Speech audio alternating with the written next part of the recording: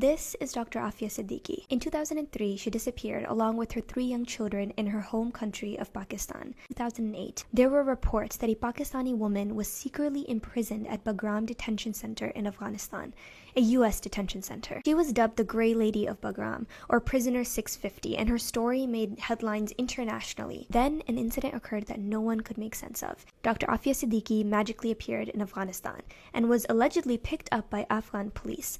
The police and U.S. officials said that she was linked to terrorist activity. The next day, a U.S. officer came to question her in a room where she was being held.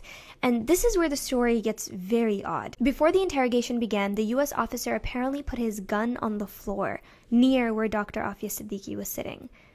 U.S. trained official put his loaded gun on the floor next to someone who was supposed to be a terrorist. And then this woman, this weak, small, frail woman, apparently picked up that gun and shot at the U.S. official and tried to kill him. The U.S. official then returned fire, he shot her, and she had to be taken to the hospital for treatment where numerous bullets were taken out of her.